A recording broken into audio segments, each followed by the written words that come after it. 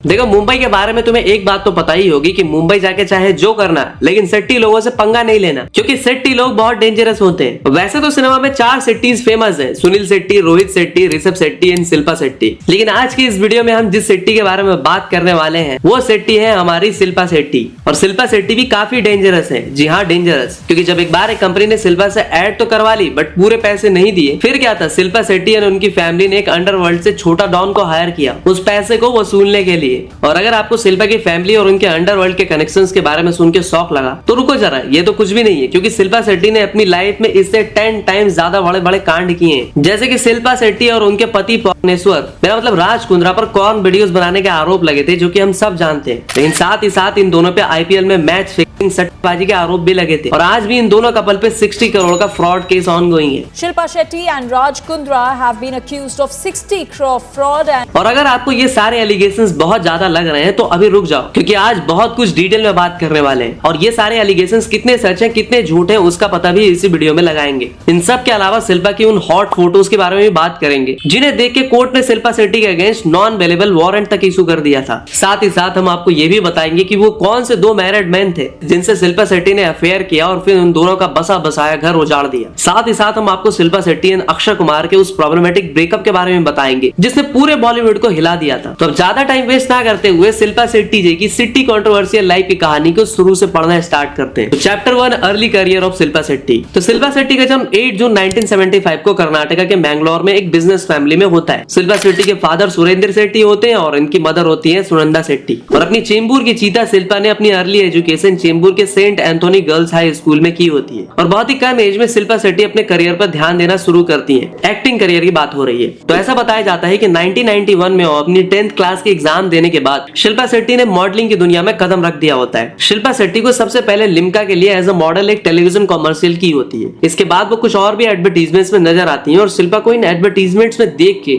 बॉलीवुड के प्रोड्यूसर्स लोग शिल्पा से इंप्रेस हो जाते हैं। और 1992 में शिल्पा को उनकी पहली बॉलीवुड फिल्म गाता रहे मेरा दिल ऑफर होता है। अब ये फिल्म दरअसल एक लव ट्रायंगल होने वाली थी, जिसमें शिल्पा शेट्टी को रियल लाइफ ब्रदर्स, मेरा मतलब रोहित एंड रोनित रॉय के अपोजिट कास्ट किया जाता है। लेकिन ये दिल कभी गा ही नहीं पाता, क्योंकि शिल्पा शेट्टी की ये फिल्म बजट रिलेटेड इश्यूज की वजह से शुरू होने से पहले ही खत्म हो जाती है। लेकिन इसके बाद शिल्पा शेट्टी को एक और फिल्म मिलती है और वो फिल्म होती है बाजीगर। इस फिल्म में शिल्पा शेट्टी शाहरुख खान के प्यार में गिर जाती है और फिर शाहरुख खान उनको छत से गिरा देते हैं। अब देखो, शाहरुख खान विजनरी इंसान, उन्हें पहले ही पता चल जाता है कि आगे जाकर ये क्या क्या गुल खिलाएंगी। जोक्स अपार्ट, 1993 में रिलीज हुई बाजीगर हिट हो जाती है और शिल्पा शेट्टी बॉलीवुड में सक्सेसफुली डेब्यू भी कर लेती है। बॉलीवुड में सक्सेसफुल डेब्यू करने के बाद शिल्पा शेट्टी को दुनिया भर के ऑफर्स आने लगते हैं। और उन दुनिया भर के ऑफर्स में एक ऑफर होता है मैं खिलाड़ी तू अनारी का, जिसमें वो अक्षय के अपोजिट काम करती है। और आपको पता ही होगा कि 90s में हमारे अक्षय पाजी थोड़े नॉटी टाइप के हुआ करते थे। उनकी चील जैसे निगाहों से बॉलीवुड की कोई भी एक्ट्रेस नहीं बच पाती थी। तो शिल्पा शेट्टी भी अक्षय सर की नसीली आंखों में मदहोश हो जाती है और अक्की पाजी को अपने दिल दे बैठती है। और जैसा कि तुम्हें पता ही होगा कि प्यार में पड़ा इंसान कहीं का नहीं रहता, तो भैया शिल्पा शेट्टी भी अक्षय कुमार के प्यार में इतनी खो जाती है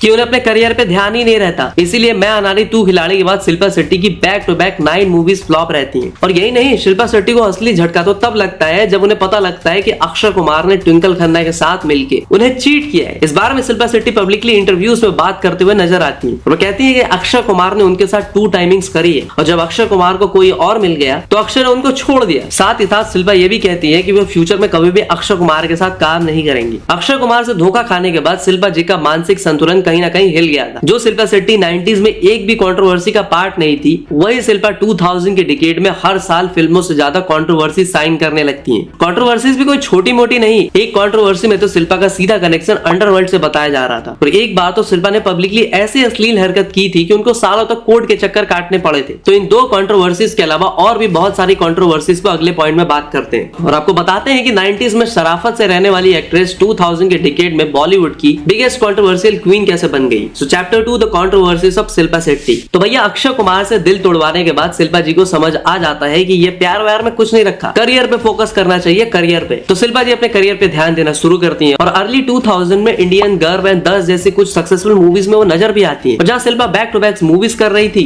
साथ ही साथ वो काफी ज्यादा एडवर्टीजमेंट्स भी कर रही थी। और उन्हीं एडवर्टीजमेंट्स में से एक एडवर्टीजमेंट वो प्रफुल्ल सारीज के लिए करती है। ऐसा बताया जाता है कि प्रफुल्ल सारीज के साथ शिल्पा 1 ईयर के लिए कॉन्ट्रैक्ट साइन करती है। बट बट प्रफुल्ल सारिस वाले शिल्पा शेट्टी के एड को जितना टाइम डिसाइड किया गया था उससे ज्यादा टाइम तक चलाते हैं और वो शिल्पा शेट्टी को एक्स्ट्रा पैसे भी नहीं देते। फिर क्या था, शिल्पा जी इसके बारे में अपने पेरेंट्स सुरेंद्र और सुनंदा शेट्टी को कंप्लेन कर देती हैं। फिर शिल्पा शेट्टी के पेरेंट्स प्रफुल्ल सारिस के ओनर पंकज अग्रवाल से शिल्पा के हक का पैसा वसूलने के लिए एक बैंकॉक बेस्ड अंडरवर्ल्ड डॉन फजल उल रहमान उर्फ फजलू को हायर करते हैं और सबका बदला लेने वाला ये छोटा डॉन फजलू पंकज अग्रवाल को धमकी देता है। फिर 2003 में पंकज अग्रवाल इस बारे में पुलिस को कंप्लेन कर देते। फिर क्या था, पुलिस शिल्पा के पेरेंट्स को जेल में उठा के डाल देती है। वो बात अलग है कि बाद में उन्हें जल्दी बेल मिल जाती है। बाकी अगर इस पूरे मामले में शिल्पा का क्या विचार था तो उसकी बात करें तो शिल्पा कहती है कि उन्हें इस बारे में कुछ पता ही नहीं था और शिल्पा को ये सब के बारे में ज्यादा कुछ पता ना होने की वजह से उनको इस केस में ज्यादा नहीं घसीटा जाता। बट शिल्पा के पेरेंट्स पे ये केस अगले बहुत सालों तक चलता रहता है। इन्हें बताया जाता है कि आज भी ये केस कोर्ट में एक्टिवली चल रहा है। अब देखो ये अंडरवर्ल्ड केस तो शुरुआत है, आगे देखो शिल्पा जी की लाइफ में होता क्या है। तो भैया प्यार में अक्षय कुमार से धोखा खाने के बाद शिल्पा भी डिसाइड कर लेती है कि सती सावित्री बन के रहने से कुछ फायदा नहीं, अब तो वो बैडी बनेंगी। 2005 में जब शिल्पा 10 नाम की मूवी में बिजी थी उसी दौरान शिल्पा एंड डायरेक्टर अनुभव सिन्हा के अफेयर की न्यूज बाहर आती है। अब देखो अफेयर करने में कुछ गलत बात नहीं है, बट एक मैरिड मैन के साथ अफेयर करने में बहुत कुछ गलत है। उस टाइम पे अनुभव सिन्हा रत्ना सिन्हा के साथ मैरिड थे, लेकिन अनुभव के साथ अफेयर के सारे रूमर्स को शिल्पा गलत बताती है। लेकिन फिर 2006 में अनुभव एंड रत्ना सिन्हा सेपरेट हो जाते हैं और उनके सेपरेट होने का ब्लेम रत्ना सिन्हा शिल्पा शेट्टी पे डाल देती है। और अनुभव सिन्हा इकलौते मैरिड मैन नहीं थे जिनके साथ शिल्पा ने अफेयर किया था, बल्कि शिल्पा ने और भी मैरिड मैन के साथ अपना चक्कर चलाया था, जिसके बारे में हम आगे बात करेंगे। फिलहाल 2006 में ही शिल्पा के साथ हुई एक मेजर कंट्रोवर्सी पे बात करते हैं। तो बात है 2006 की, जब एक तमिल न्यूज़पेपर ने शिल्पा शेट्टी और रीमा सेन के कुछ ऑब्सीन फोटोज को पब्लिश किया। उन फोटोज को जब लोगों ने देखा तो बवाल खड़ा हो गया, क्योंकि बवाल इतना बड़ा हो गया कि मदुरई कोर्ट ने शिल्पा एंड रीमा सेन दोनों को समन भेजा, लेकिन वो कोर्ट में हाजिर नहीं हुई, जिसके बाद मदुरई कोर्ट को उनके अगेंस्ट नॉन अवेलेबल वारंट तक जारी करना पड़ा। और फिर शिल्पा शेट्टी ने ना चाहते हुए भी इस मुद्दे पर खुल के बात की और कहा कि अगर नेवल दिखाना ऑब्सीनिटी है तो फिर Indian traditional costumes like sari को तो बैन ही कर देना चाहिए। और शिल्पा जी की ये स्टेटमेंट एक्चुअली सेंस भी बनाती है। और मैं आपको बता दूं कि जो ऑब्सीन फोटोज थी वो न्यूज़पेपर में पब्लिश हुई थी, वो कोई एडल्ट फोटो शूट की पिक्स नहीं थी,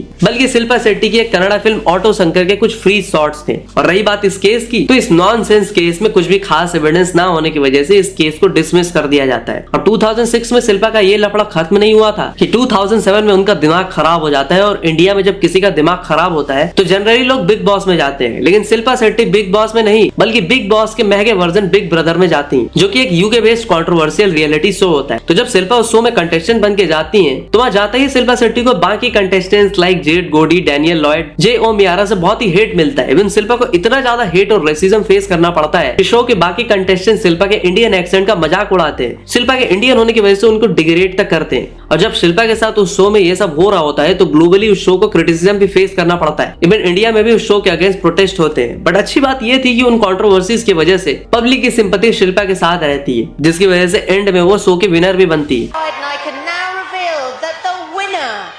Celebrity Big Brother 2007, Shilpa!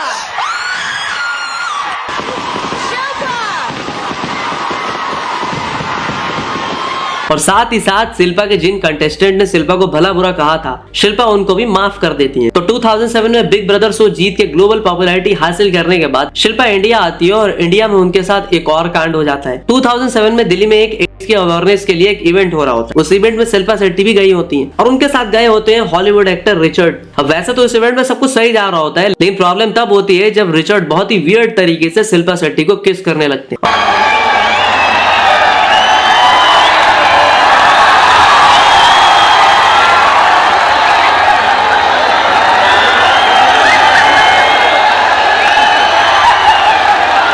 और शिल्पा और रिचर्ड की इस अश्लील हरकतों को देख के लोग बहुत ज्यादा ऑफेंड हो जाते हैं। लोगों ने शिल्पा एंड रिचर्ड को खुल के क्रिटिसाइज करना स्टार्ट कर दिया होता है। इवन एक राजस्थान कोर्ट ने तो इन दोनों के अगेंस्ट अरेस्ट वारंट भी इशू करवा दिया होता है। लेकिन फिर रिचर्ड अपनी उस हरकत को लेकर माफी मांग लेते हैं, जिसकी वजह से वो बच जाते हैं। लेकिन शिल्पा शेट्टी पर अगले 15 ईयर्स यानी कि 2022 तक ये केस चलता रहता है। और अब अगर वीडियो में आगे चले तो 2007 में शिल्पा शेट्टी S2 नाम का अपना एक परफ्यूम ब्रांड लॉन्च करती है और उस परफ्यूम ब्रांड के प्रमोशन के दौरान वो राज कुंद्रा से मिलती है। अब राज कुंद्रा शिल्पा के परफ्यूम ब्रांड को प्रमोट करने में हेल्प भी करते हैं। बट किसे पता था कि ये दोनों परफ्यूम प्रमोट करते करते एक दूसरे को अपना दिल दे बैठेंगे। और बताया जाता है कि दोनों बहुत ही जल्दी एक दूसरे को इतने करीब आ जाते हैं कि राज ने ज्यादा टाइम वेस्ट ना करते हुए पेरिस के ले ग्रैंड होटल को पूरा बुक करके शिल्पा को प्रपोज भी किया होता है। और ये नहीं, राज कुंद्रा को पता था कि शिल्पा की लाइफ एंड वर्क सब मुंबई में है और वो मुंबई छोड़ नहीं सकती, इसलिए राज अमिताभ बच्चन के घर के सामने एक नया घर भी खरीद लेते हैं ताकि वो शिल्पा के साथ मुंबई में रह सके। फिर क्या था, 2009 में ये दोनों शादी भी कर लेते हैं। अब देखो, वैसे तो राज कुंद्रा का डिवोर्स बहुत पहले हो चुका था, लेकिन फिर भी राज की एक्स वाइफ कविता शिल्पा शेट्टी पे आरोप लगाती है कि शिल्पा शेट्टी ने उनकी शादी को बर्बाद कर दिया। इसके रिप्लाई में शिल्पा इन आरोपों को डिनाई करती है और शादी के बाद शिल्पा शेट्टी अपना पूरा फोकस अपने फिल्मी करियर से हटा के अपनी फैमिली पे लगाती है। 2007 में रिलीज हुई उनकी फिल्म अपने उनकी लास्ट लीडिंग लेडी वाली फिल्म होती है। उसके बाद वो काफी मूवीज में कैमियोस तो करते नजर आती है, बट 2008 से लेके 2022 तक वो लीड रोल वाली मूवीज ना के बराबर करती हैं। बाकी अभी कुछ साल पहले शिल्पा हंगामा 2 एंड इंडियन पुलिस फोर्स से कमबैक करने का ट्राई करती है, बट उनके कमबैक को देख के लोगों ने कहा कि Simon go back, I mean Shilpa go back. तो मुद्दे की बात यह है कि शादी के बाद शिल्पा का मोस्टली फोकस तो अपनी फैमिली पर ही था, पर वो बीच बीच में dance reality shows like Nach Baliye, super dance, झलक दिखलाजा वगैरह में एज अ जज ज्वाइन करती हैं, या फिर वो अपने हस्बैंड के साथ मिलकर स्कैम्स एंड फ्रॉड्स करती हैं। और ये स्कैम्स एंड फ्रॉड्स ही मेजर रीजन है क्यों शिल्पा शेट्टी एंड राज कुंद्रा को पावर कपल नहीं, चीटर फ्रॉड कपल कहा जाता है। तो चलो अब इस फ्रॉड कपल के फ्रॉड्स के बारे में आपको डिटेल में बताते हैं। सो chapter 3, how Shilpa Shetty and Raj Kundra become biggest fraud couple of Bollywood. तो शिल्पा एंड राज कुंद्रा का पहला मेजर फ्रॉड रिलेटेड है आईपीएल के साथ। एज यू नो कि इंडिया में 2008 आईपीएल की शुरुआत होती है और उस साल राजस्थान रॉयल्स आईपीएल ट्रॉफी जीत जाती है और अगले ही साल शिल्पा शेट्टी अपनी company S2 global production private limited और राज कुंद्रा अपनी Dubai based company essential trading company के जरिए राजस्थान रॉयल्स में ऑलमोस्ट 12% शेयर खरीद लेते हैं। फिर 2013 में जब Rajasthan Royals and Chennai super Kings पर मैच के आरोप लगते हैं तो उसी दौरान उस केस में बहुत लोगों का नाम सामने आता है और इन्हीं बहुत लोगों के नाम में से एक नाम था राज कुंद्रा का। अब राज कुंद्रा खुद बताते हैं कि उन्होंने फिक्सिंग तो नहीं की, लेकिन वो अपने friends and business partner Umesh Goenka के जरिए राजस्थान रॉयल्स पे सट्टा लगाते थे। एंड एक पुलिस इन्वेस्टिगेशन में उमेश गोयनका ये वाली बात को कबूल भी करते हैं, साथ ही साथ पुलिस को ये भी बताते हैं कि एक बात खुद शिल्पा शेट्टी ने भी सट्टा लगाया था। लेकिन यहाँ पे शॉकिंग चीज ये होती है कि जो बयान राज कुंद्रा और उमेश गोयनका ने पुलिस को दिए होते हैं उन्हीं बयान से वो कोर्ट में पलटी मार जाते हैं, लेकिन शिल्पा शेट्टी भी उनके सट्टा लगाने वाली बात को झूठ बताती है। और अगर आपको इस केस का कंक्लूजन में बताऊं तो बहुत टाइम तक इन्वेस्टिगेशन चलने के बाद 2015 में राज कुंद्रा को क्रिकेट रिलेटेड एक्टिविटीज में पार्ट लेने से परमानेंटली बैन कर दिया जाता है। और राज कुंद्रा के ऊपर बैन लगने के बाद शिल्पा शेट्टी और राज कुंद्रा राजस्थान रॉयल्स में अपने स्टेक्स को सोल्ड कर देते हैं। तो क्रिकेट की दुनिया में सक्सेस ना मिलने के बाद राज कुंद्रा 2019 में अपनी company arms prime media limited के अंदर हॉटशॉट नाम का एक ऐप डेवलप करते हैं। वैसे तो कहने के लिए ओटीटी प्लेटफॉर्म था, लेकिन इस बूटीटी ऐप पे अडल्ट एंड कॉर्न कंटेंट डाला जा रहा था। एज यू ऑल नो कि इंडिया में कॉर्न बैन है, इसलिए राज कुंद्रा अपने उस ऐप को एक यूके बेस्ड कंपनी कैनरिंग को बेच देते हैं। और इंटरेस्टिंगली उस यूके बेस्ड कंपनी का सीईओ कोई और नहीं बल्कि राज कुंद्रा का बहनोई प्रदीप बख्शी होता है।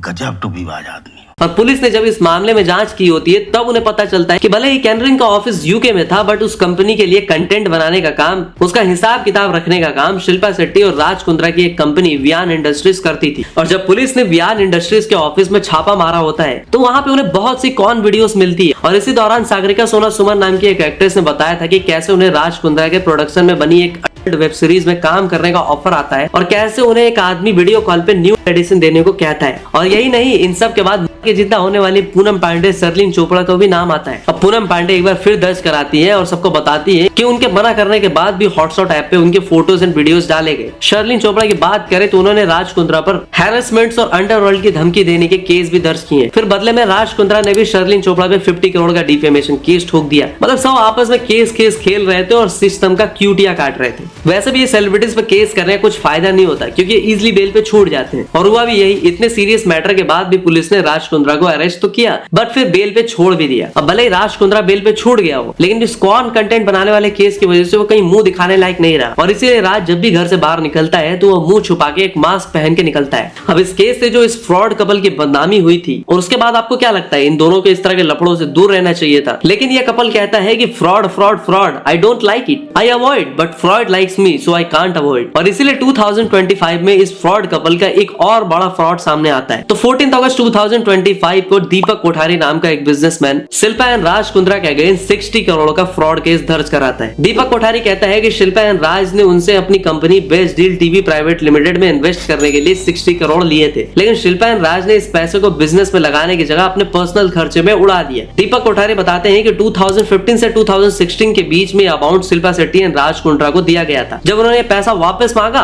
तो दीपक कोठारी को शिल्पा एंड राज कुंद्रा की तरफ से बार बार टाल मटोल का सामना करना पड़ा और फिर इवेंचुअली दीपक कोठारी को समझ आ गया कि 2015 से 2023 तक शिल्पा एंड राज ने एक सोची समझी साजिश के तहत बिजनेस के नाम पे उनसे पैसा लिया और फिर उस पैसे को अपने पर्सनल खर्चों में उड़ा दिया। बाकी अगर इस केस में शिल्पा शेट्टी की स्टेटमेंट की बात करें तो वो इस केस को बेसलेस बताती है और कहती है कि उस कंपनी में उनका position strictly non executive and non operational था और उन्होंने 2016 में ही उस कंपनी से रिजाइन कर दिया था। और यही नहीं, शिल्पा कहती है कि उनकी फैमिली ने इस कंपनी को 20 करोड़ का लोन दिया था।